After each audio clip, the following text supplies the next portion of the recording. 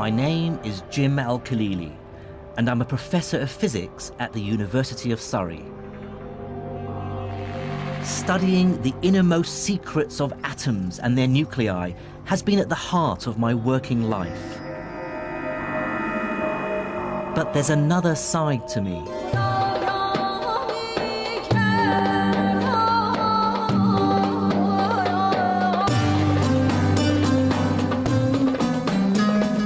I was born and grew up in Baghdad to an English mother and Iraqi father, but left Iraq with my family in the late 70s when Saddam Hussein came to power. By then, science was already my great passion in life, and as I studied it further, I saw myself fully part of the Western tradition, inspired by names like Newton and Einstein. But buried away was this nagging feeling that I was ignoring part of my own scientific heritage. I still remembered my school days in Iraq and being taught of a golden age of Islamic scholarship, that between the 9th and 12th centuries, a great leap in scientific knowledge took place in Baghdad, Damascus, Cairo, and Cordoba. So I want to unearth this buried history, to discover its great figures and to assess exactly what their contribution to science really was. Are there medieval Muslim scientists who should be spoken of in the same breath as Galileo or Newton or Einstein? And crucially, what is the relationship between science and Islam?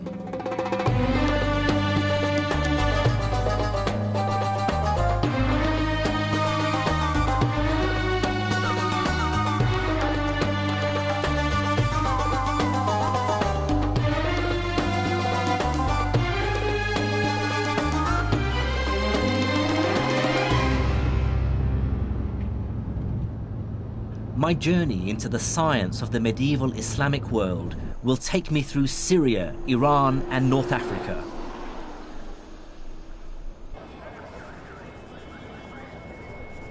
I started in the back streets of the Egyptian capital, Cairo, with the realization that the language of modern science still has many references to its Arabic roots. Take scientific terms like algebra, algorithm, alkali. I instantly recognize these words as Arabic. And these are at the very heart of what science does. There will be no modern mathematics or physics without algebra, no computers without algorithms, and no chemistry without alkalis.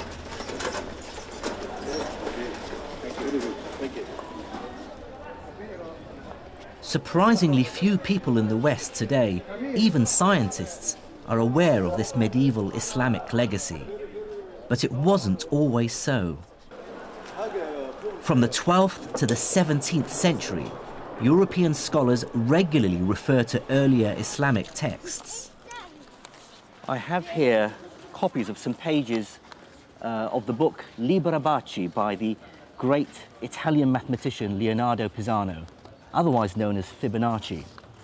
What's fascinating is that on page 406 is a reference to an older text called Modum Algebra et al-Muqabala, and in the margin is the name Mahomet, which is the Latinized version of the Arabic name Muhammad. The person he's referring to is Muhammad ibn Musa al-Khwarizmi.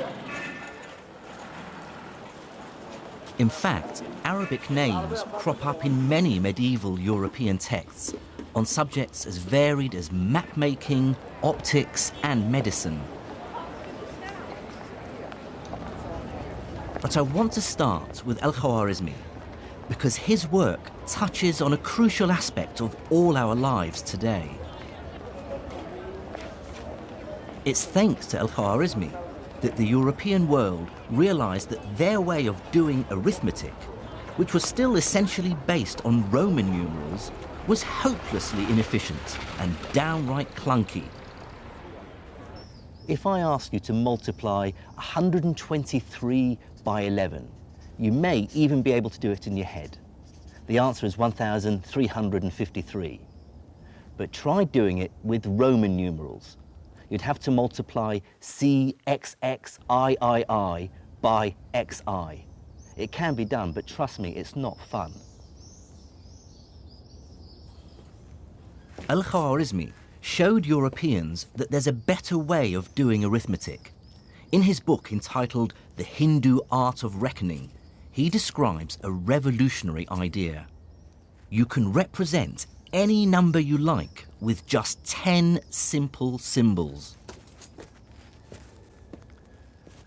The idea of using just 10 symbols, the digits from 1 to 9, plus a symbol for 0, to represent all numbers from 1 to infinity, was first developed by Indian mathematicians around the 6th century AD, and I can't overstate its importance.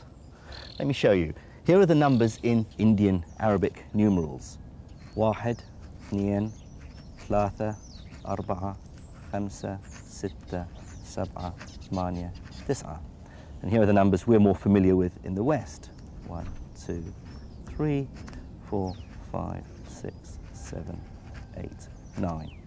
And you can see the similarity between these numbers, in particular, for instance, the digits 2 and 3. If I tip this sideways, you can see now how they look like numbers 2 and 3. And what's powerful about these digits, this numerical system, is how it's simplified arithmetic calculations. But Al-Khwarizmi and his colleagues went further than just translating the Indian system into Arabic. They created the decimal point. This text, written a century after Khwarizmi, is by a man we know only as Al-Uqlidasi. Here he shows that this same decimal system can be extended to describe not just whole numbers, but fractions as well. The infinity of possibilities that lie in between the integers. Here's a copy of Al-Uqlidasi's manuscript where he showed how the decimal point is used for the very first time. He describes it by using a dash. Here are the digits 1, 7, 9, 6, 8, and you can see there's a small dash over the 9 indicating the decimal place. The idea of the decimal point is so familiar to us that it's hard to understand how people managed without it. But like all great science, it's blindingly obvious after it's been discovered.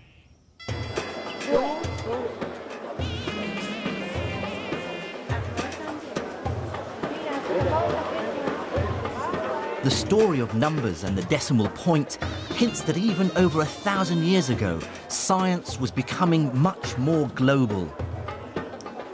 Ideas were spreading, emerging out of India, Greece, even China, and cross-fertilizing. And looking on a map that shows where people lived 1,000 years ago gave me my first insight into why medieval Islam would play such an important role in the development of science. Now look at which city lies at the center of the known world, a place where the widest range of peoples and ideas were bound to collide. It's the city where I was born, the capital of the Islamic Empire, Baghdad.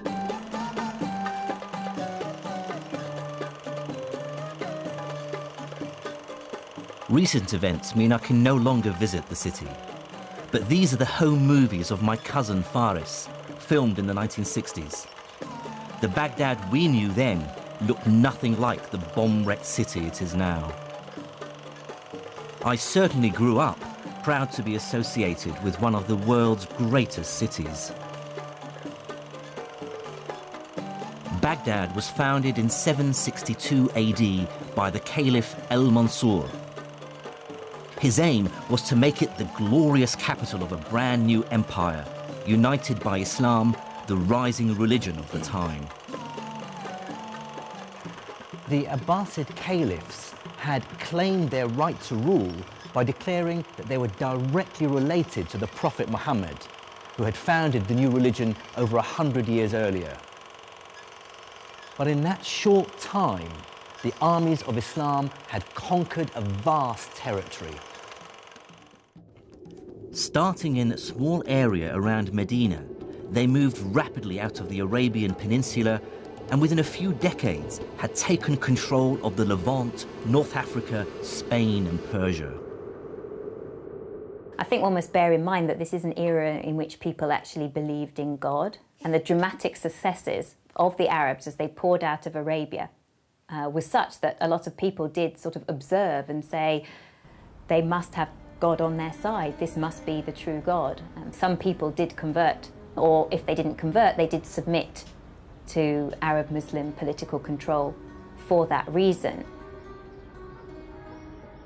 By the early 8th century, Islamic caliphs ruled a vast territory.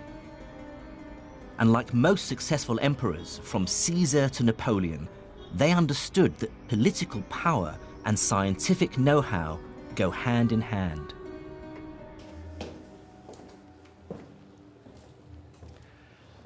There were many reasons for this. Some were practical. Medical knowledge could save lives. Military technology could win wars. Mathematics could help deal with the increasing complexities of the finances of state. And Islam as a religion also played a pivotal role. The Prophet himself had told believers to seek knowledge wherever they could find it, even if they had to go as far as China. And many Muslims, I'm sure, felt that to study and better understand God's creation was in itself a religious duty. But there were also other less edifying motives at play.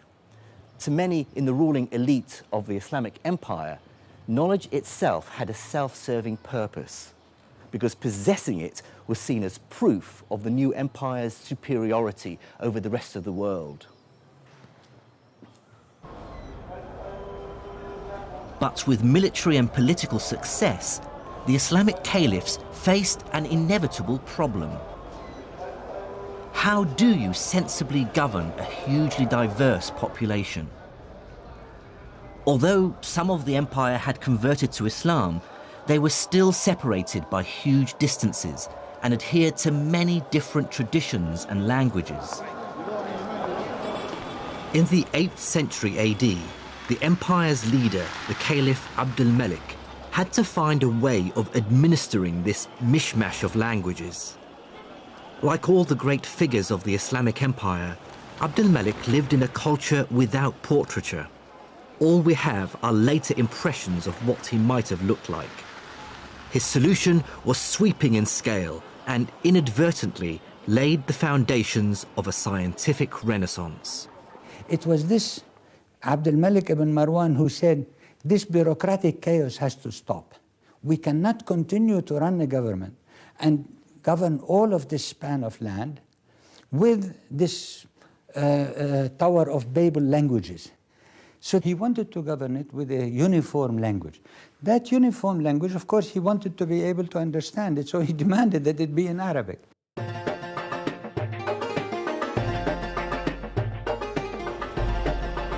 But the choice of Arabic as the common language of the empire went beyond administrative convenience. The decision had extra force and persuasiveness because Islam's holy book, the Quran, is in Arabic, and Muslims therefore consider Arabic to be the language of God.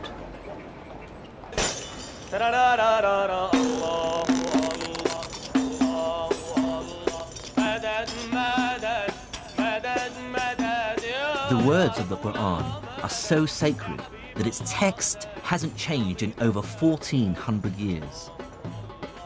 By comparison, English has changed dramatically in just 700 years. To our ears, Chaucer is almost unintelligible, whereas any Quran can be understood by anyone who reads Arabic.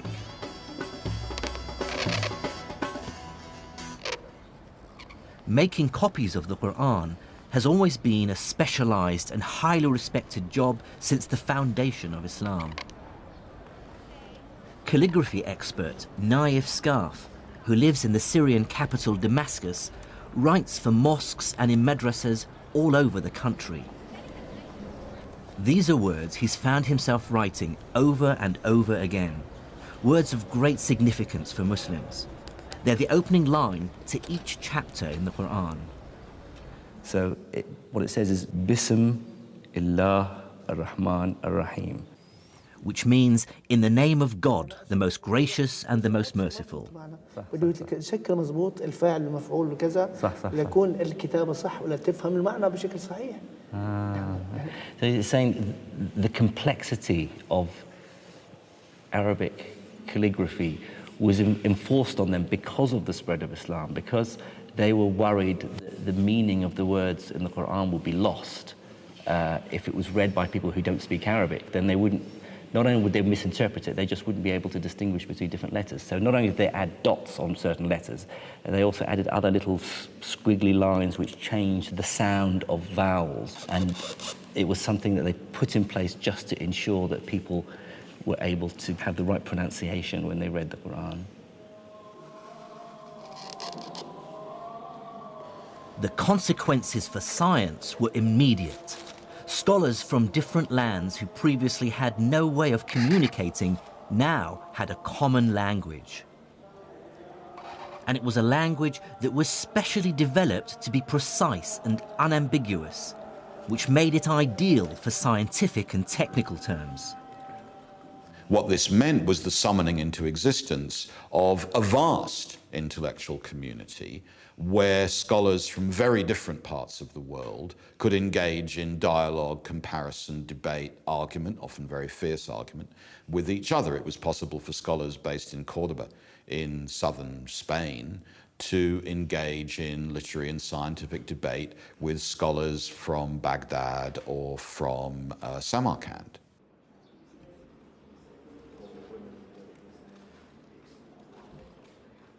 But I can tell you that scholars aren't motivated by the love of knowledge alone.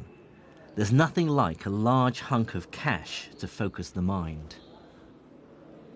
By the early 800s, the ruling elite of the Islamic Empire were pouring money into a truly ambitious project, which was global in scale and which was to have a profound impact on science. It was to scour the libraries of the world for scientific and philosophical manuscripts in any language. Greek, Syriac, Persian, and Sanskrit, bring them to the empire and translate them into Arabic. This became known as the translation movement.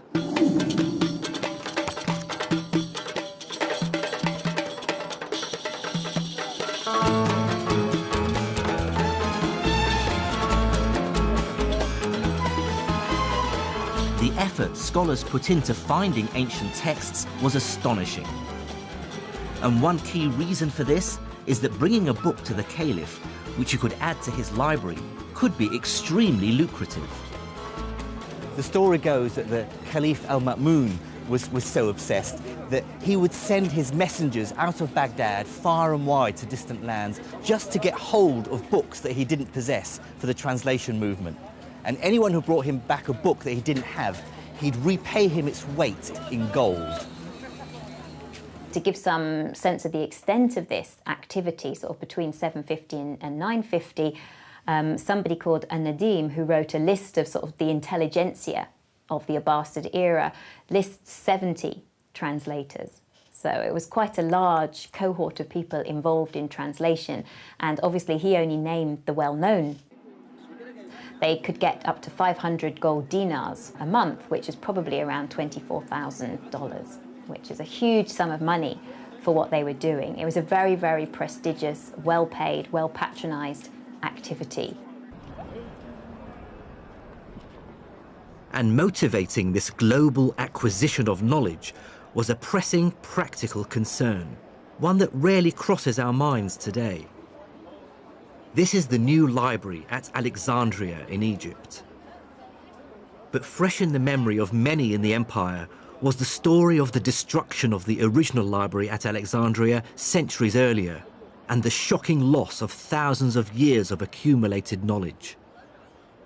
One of the things that we tend to forget, because we live in an age of massive information storage and perfect communication, more or less, is the ever-present possibility of total loss.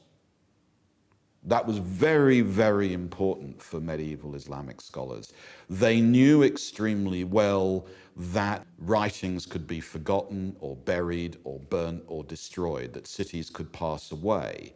And what we see in Baghdad or Cairo or Samarkand is exactly the gathering together, translation, analysis, accumulation, storage, and preservation of material that they were well aware could be entirely lost forever.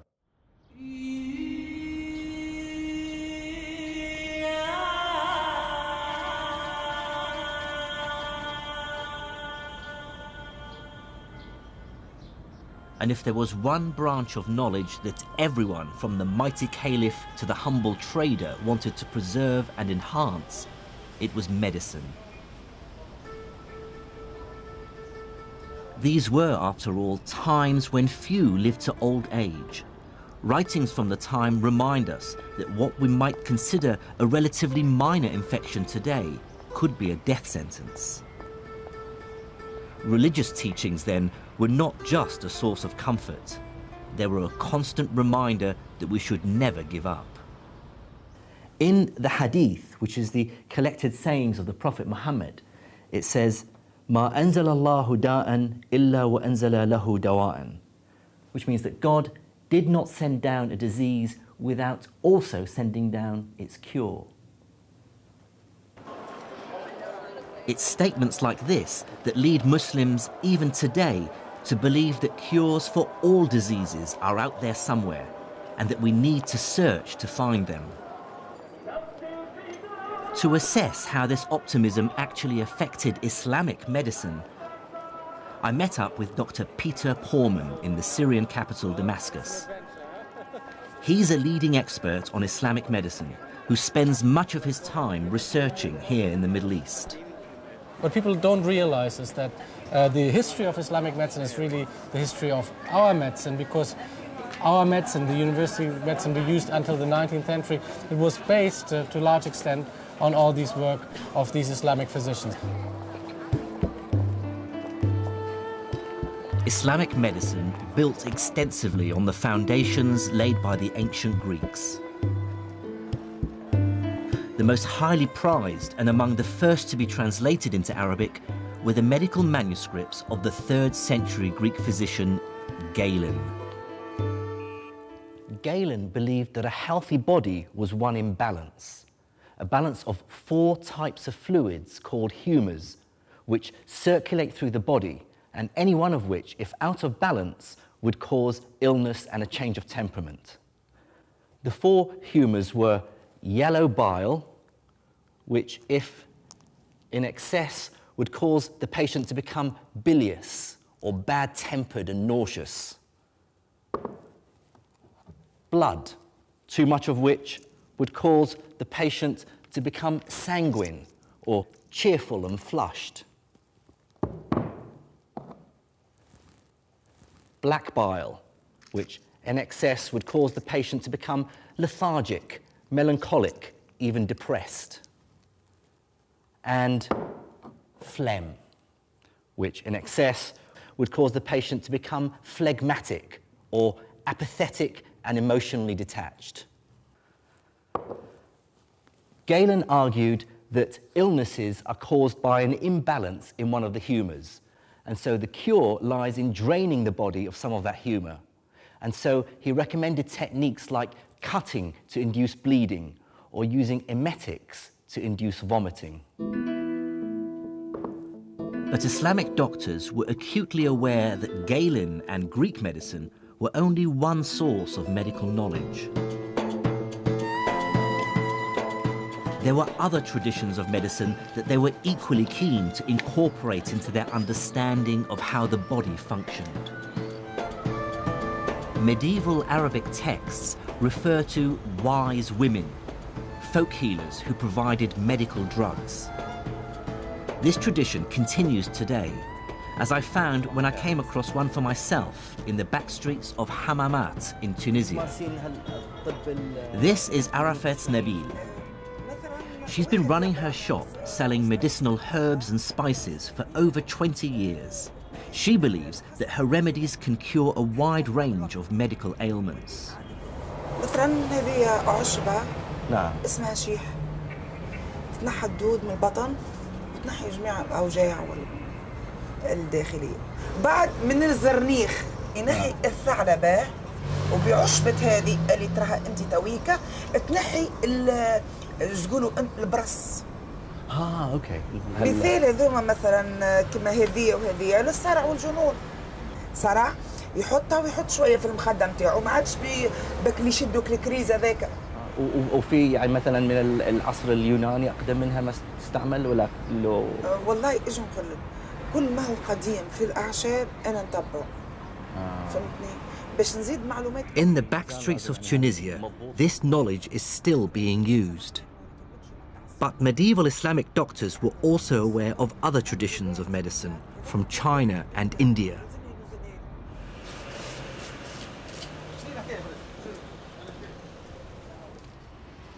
And yet another tradition of medical guidance came from within Islam itself and takes some of its ideas from the Quran and some from the collected sayings of the Prophet, the Hadith.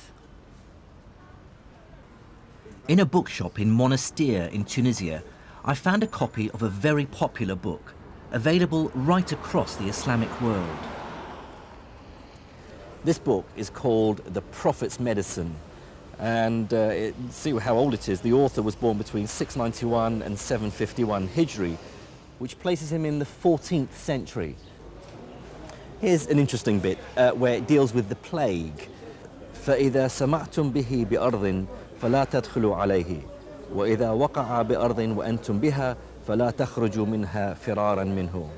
It says, if you come across a land where the plague has come down, then do not enter that land. And if the plague comes down onto your land and you are there, then do not leave your homes in the hope of escaping it. So it sort of makes a lot of sense. But here's quite an amusing part. It deals with epilepsy. And it says that the Greeks, or Galen, believed that epilepsy originated in the brain. So, however, they were ignorant. They didn't realize the true cause of epilepsy, which is the possession of the body by evil spirits. And it talks about the cure for epilepsy being exorcism. Hardly scientific. But Islam's most tangible contribution to medicine is less in its specific remedies and more in its overarching philosophy.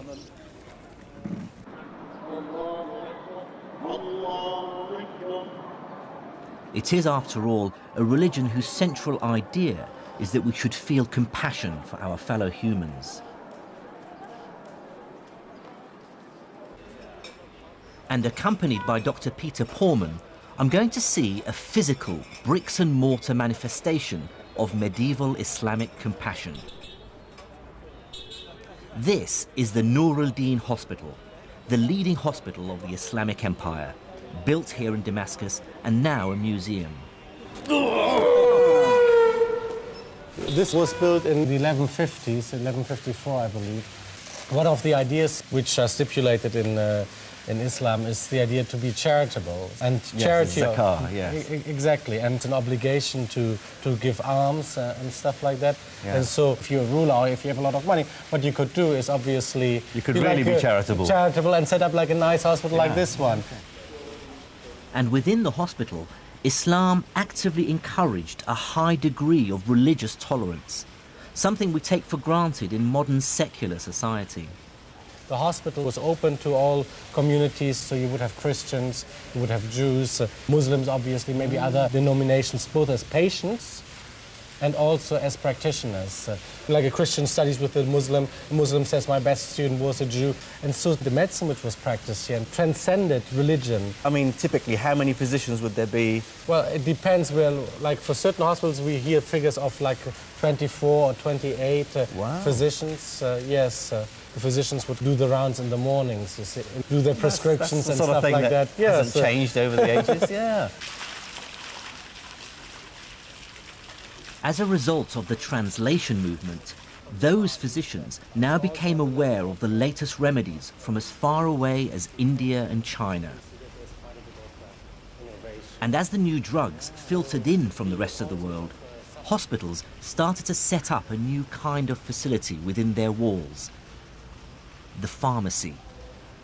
So this notion of a pharmacy in a hospital, is that a new innovation? Well, the whole package, certainly, that's new. And what is interesting, if you look for innovation, again, like on the level of pharmacy, if you look at Baghdad or even Damascus, it's at this crossroad of cultures. So loads of new things come in, like musk, for instance, myrobalan. You have like Indian drugs. There's like an Indian pill, for instance, which is good against headaches and to, bad breath, but also, gives you sexual appetite and stuff like that. So, Cures your headache, gives you fresh breath.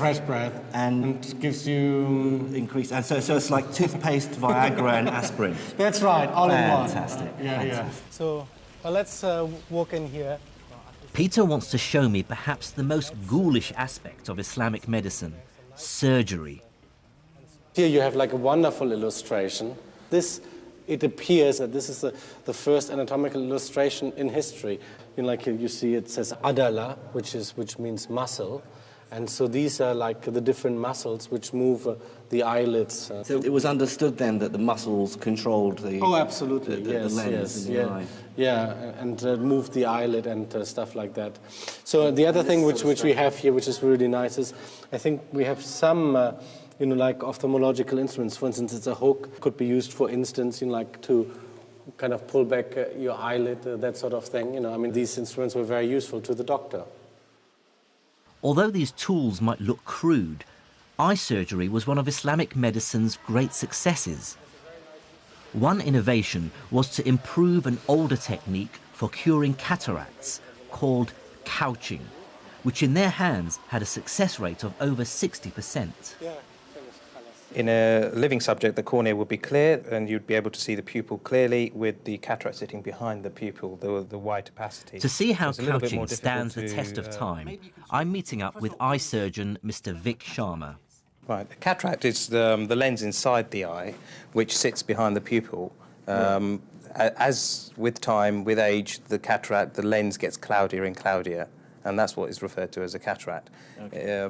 I've brought along a replica of a medieval couching knife and a description of the treatment by Al-Bukhasis, which is the Latin name for the great 10th century Islamic surgeon Al-Zahrawi. He says you take the couching needle in your right hand, if it be the left eye, and so on, and then thrust the needle firmly in, at the same time rotating it with your hand until it penetrates the white of the eye, and you feel the needle has reached something empty. So he's talking about how to dislodge. Exactly. So, maybe you can show me. We've got some eyes here. Yep, and I'll certainly give it a shot. And what they would have done would have attempted to go in just by the white of the eye, just at the edge where the cornea is. And then what they are attempting to do is to sweep around, trying to break all those ligaments of that lens and trying to get the lens to drop away from the pupil to allow more light to enter in through the pupil and to brighten the subject's vision. But of course you haven't got the capacity to focus. Oh yeah, you haven't got a lens now, so that was a big problem until people started compensating that with specs later on. Right. What is your feeling about how advanced and successful? Well, they were on the general ballpark. They were at the right place. They were trying to remove the cataract away from the visual axis. They understood the anatomy of the eye. Exactly. They had some understanding of the anatomy of the eye, and that the lens was behind the pupil, and that's what was causing the visual loss. And so removing that, and that general principle is still the same. Right. And there are still accounts of it being used in certain parts of the world presently.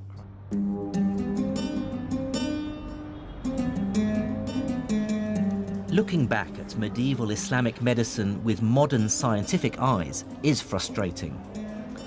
They take as true many things we know to be nonsense.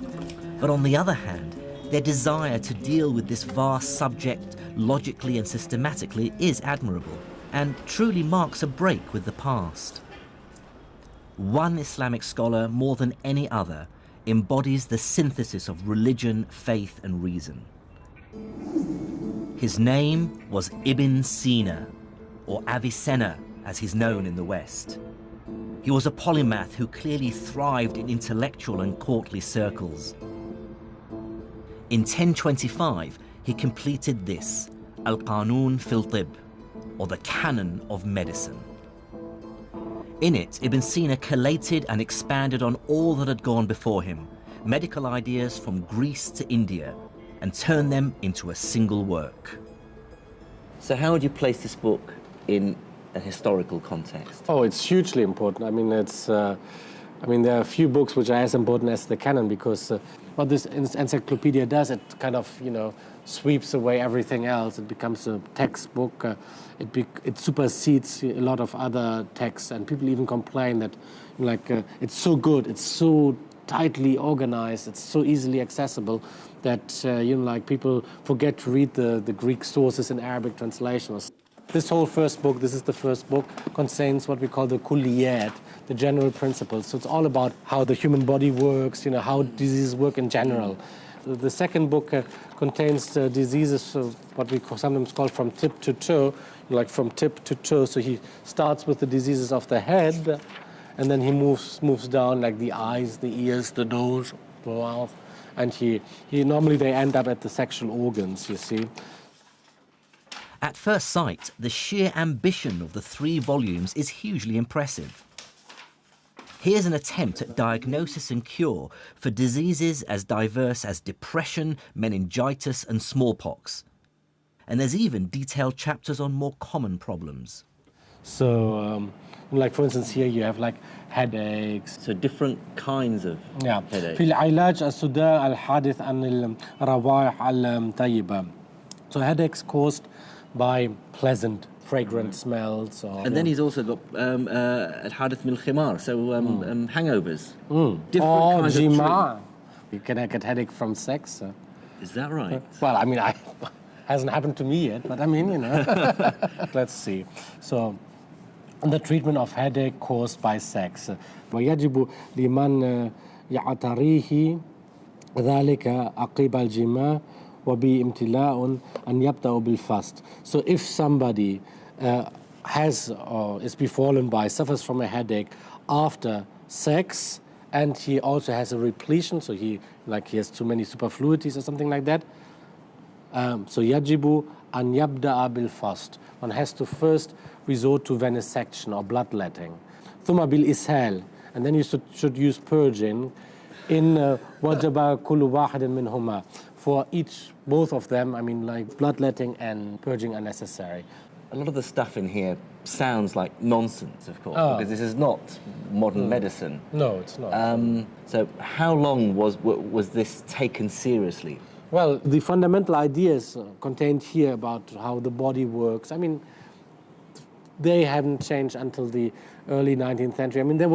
There was progress, obviously, on certain levels, but the essence was the same. And then came the big break with the discovery of bacteria and viruses and things like that. And from the second half of the 19th century onward, medicine was totally revolutionized. Ibn Sina's canon of medicine is a landmark in the history of the subject. Although much of the medical science it espouses we know now to be terribly misguided, its value lies in accumulating the best knowledge in the world at the time into one accessible, organized text. The canon would give future generations something to rewrite. That's right.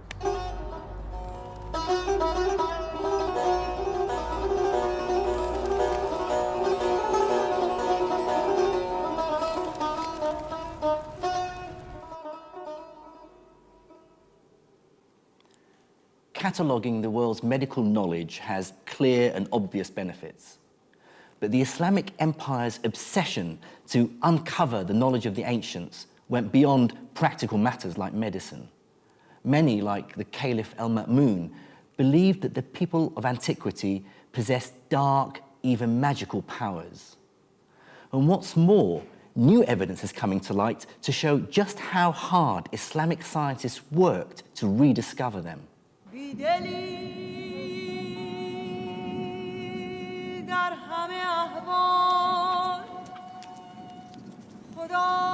To find out about that story, I have to visit the harsh, burnt yellow of the Sahara Desert in Egypt.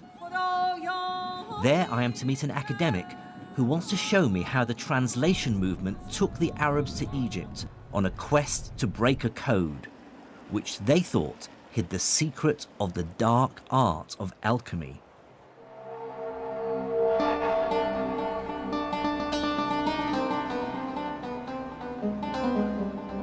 This is Saqqara, a necropolis or graveyard of the ancient pharaohs. Over a 10-acre site, it's a collection of burial chambers and step pyramids that were built in the 3rd millennium before Christ.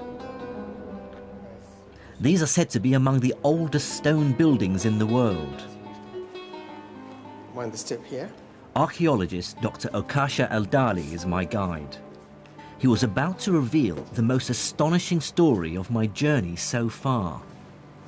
Oh, look at that. Like most people, I believed that Egyptian hieroglyphs had remained completely undeciphered until the 19th century. Then came the chance discovery of the famous Rosetta Stone. This stone had the same inscription written in both hieroglyphs and Greek. It provided the crucial clues which British and French scholars used to decipher the writings of ancient Egypt. That's the usual story one hears. But Dr. Al-Dali has made a discovery that dramatically alters it. He has recently unearthed a number of rare works by the Islamic scholar Ibn Wahshiyya. What he did was figure out a correspondence between hieroglyphs like these and letters in the Arabic alphabet. If you look here, for example, at Ibn Wahshiyya's manuscript, you see he's giving us the Egyptian hieroglyphic signs that have phonetic value underneath. Yes, and they have the phonetic value in Arabic underneath. So look very carefully at this one. He says "seen" underneath that seat. Yes. Now look at this seat here. That is S. That seat in Egyptian hieroglyphic is used for the sign S, seen, which is what you see here, seen. That is the name of the god Osiris. Osiris. Oh, with an S. That's the seen. Yeah. This is the letter H. This one here. This is the heart. The water wave Right. is the letter N, or noon in Arabic. T and the letter F. These are all letters. These are all letters. But then he realized... But how did he decipher the hieroglyphs? The one good thing about the early Arab scholars was their ability to link ancient Egyptian language, we call hieroglyphic, to link it with their own contemporary Coptic. They realized that Coptic is nothing but the later stage of ancient Egyptian language. And they realized this because the translation movement had literally placed hundreds of Coptic texts into their hands. The scholars could now see a direct link between hieroglyphs and Arabic. What fraction of these symbols would have been correctly deciphered? They got about 14 letters. They cracked more than half of the Egyptian hieroglyphic correctly. So that was a remarkable achievement for people in the 9th century, 10th century.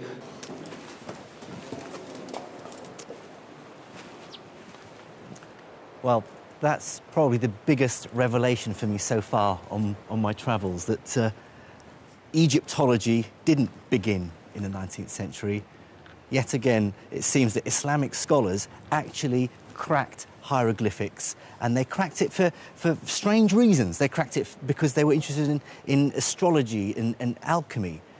But here is another example of this amazing translation movement. They weren't just translating Greek and Indian and Persian texts, they were translating Egyptian hieroglyphics as well. Absolutely incredible. Unfortunately for the Caliph Al-Ma'mun, the hieroglyphs contained no alchemical secrets.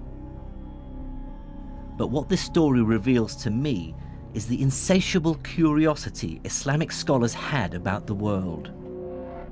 They were desperate to absorb knowledge from all cultures purely on merit, with no qualms about the places or religions from which it came. Most intellectual traditions, including, if I may say so, our own, tend to work very hard to keep everybody else out.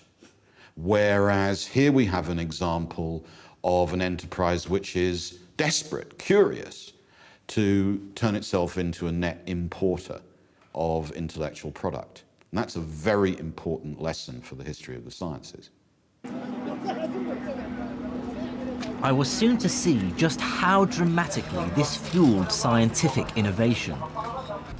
But it's worth remembering that the translation movement wasn't just about science and medicine. As the capital Baghdad sat in the center of a vast, successful empire, it became home to an extraordinary flourishing of all kinds of culture.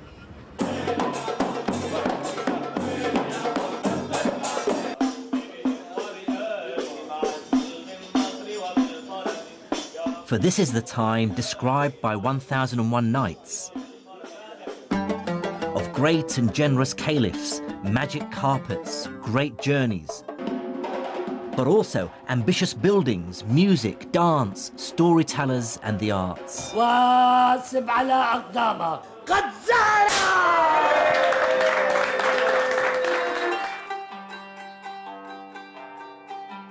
Baghdad was such a cultured and vibrant city that one traveller of the time wrote, "There is none more learned than their scholars, more cogent than their theologians, more poetic than their poets, or more reckless than their rakes."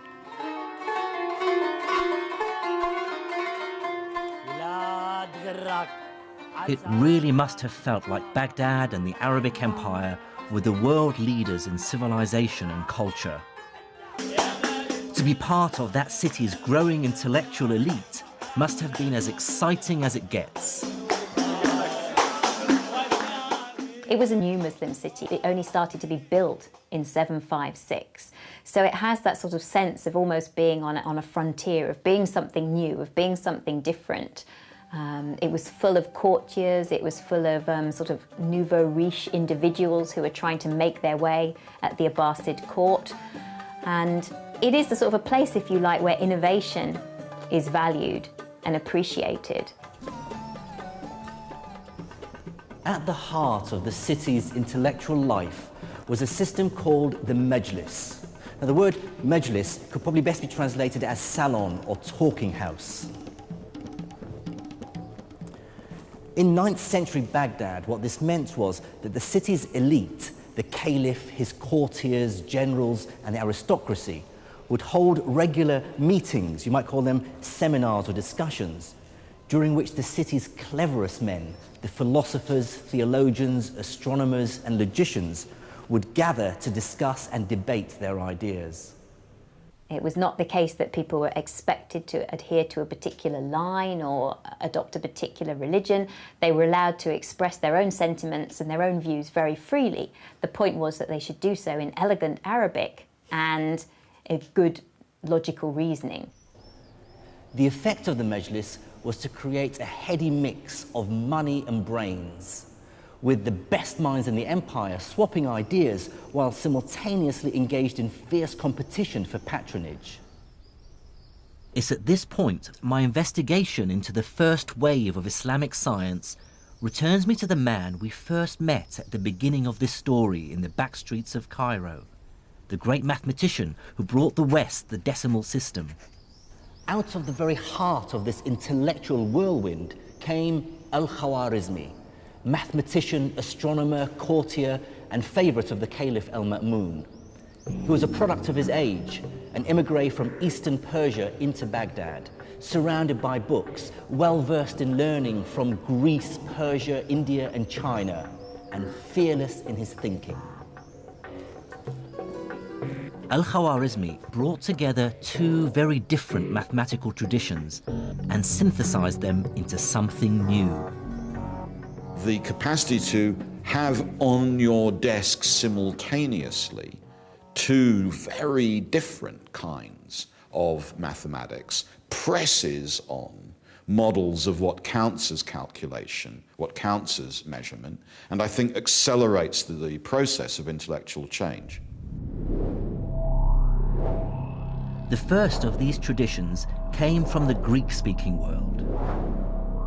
Greek mathematics dealt mainly with geometry, the science of shapes like triangles, circles, and polygons, and how to calculate area and volume. The other great mathematical tradition Al-Khwarizmi inherited came from India. They'd invented the 10-symbol decimal system, which made calculating much simpler. Thanks to the translation movement, Al-Khwarizmi was in the astonishingly lucky position of having access to both Greek and Indian mathematical traditions. He was able to combine geometrical intuition with arithmetic precision, Greek pictures and Indian symbols, inspiring a new form of mathematical thinking that today we call algebra. As a physicist, I've spent much of my life doing algebra, and I can't overstate its importance in science. But it is a strange idea. I remember being perplexed when my math teacher first started talking about mathematics not using numbers, but with symbols like X and Y. It's an incredibly liberating idea because it allows you to solve problems without getting bogged down in messy numerical calculations. So we have here this priceless manuscript, Kitab al-Khwarizmi, Al-Khwarizmi's book, and Professor Ian Stewart has studied algebra for much of his working life. Together, we looked at an early copy of the book in which the idea really took form. I see here, although it's written sort of in the margin, the title of the book, Al-Jabr wal-Muqabala. So that's the first time the word Al-Jabr appears. Algebra. Algebra, that's where our word algebra comes from. Now, what I found very early on is that he said, I discovered that people require three kinds of numbers, judur wa amwal wa adad, so roots, squares, and numbers. So what is he trying to do here? This is what we would now call x and x squared. This is quadratic equations. This really is algebra.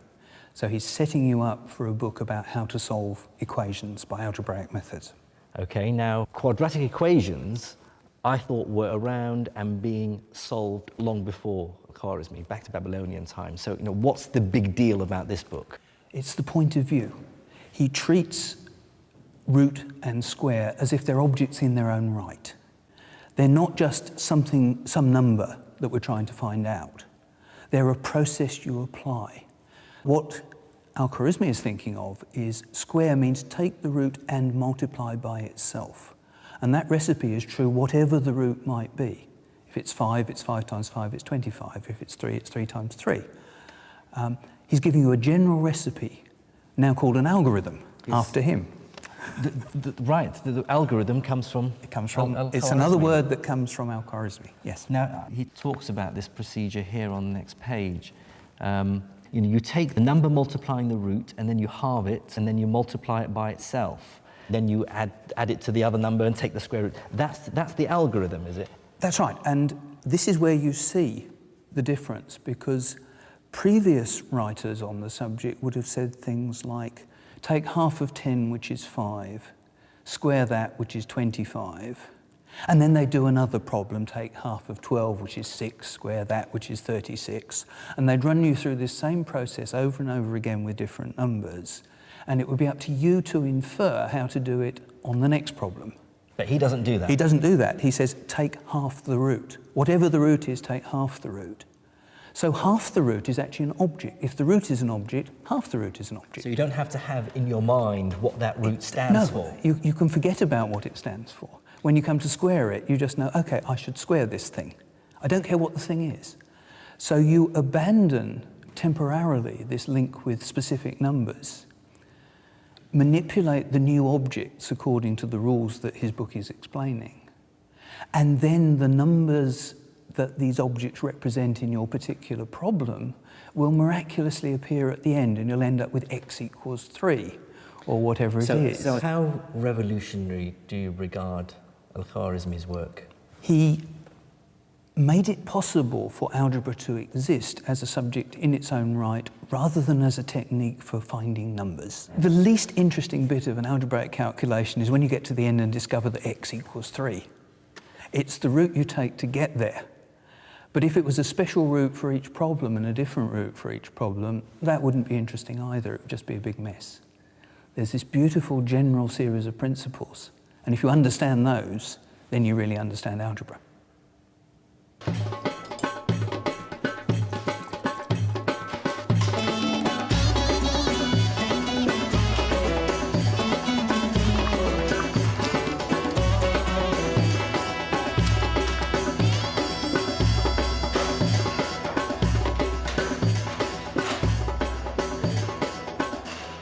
is the true global importance of algebra? It's been used throughout the ages to solve all sorts of problems. Let the mass of the cannonball be m. Let the distance it has to travel be d. Use algebra to work out the optimum angle you have to point your cannon. That sort of knowledge wins wars. Or let's call the speed of light c, the change in mass of an atomic nucleus m, and then calculate the energy released with the following algebraic formula: E equals mc squared. Mastery of that information truly is power.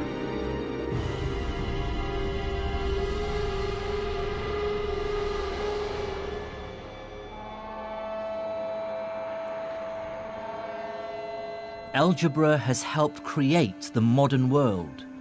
Our science is unimaginable without it.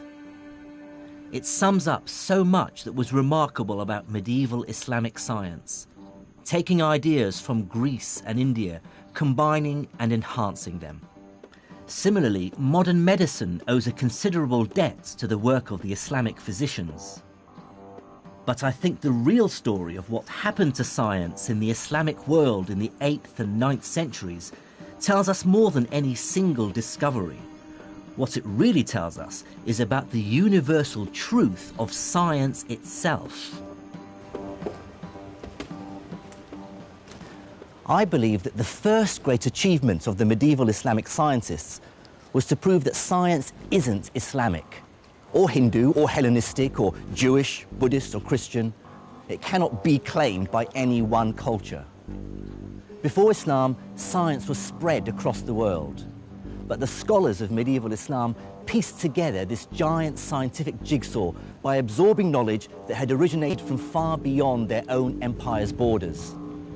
This great synthesis produced not just new science, but showed for the first time that science as an enterprise transcends political borders and religious affiliations.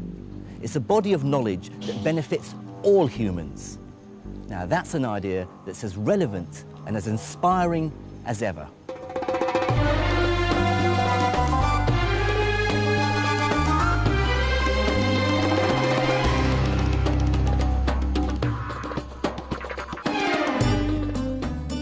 In the next episode, I investigate how one of the most important ideas in the world arose in the Islamic Empire. I discover how mathematics and experimentation fused together as the empire embraced a medieval industrial revolution. And in Cairo, I find out how these ideas led directly to today's world of science and technology.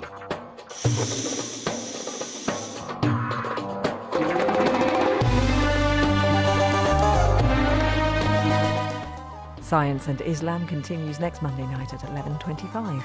Tonight we're heading for Broadcasting House and a day out with U2.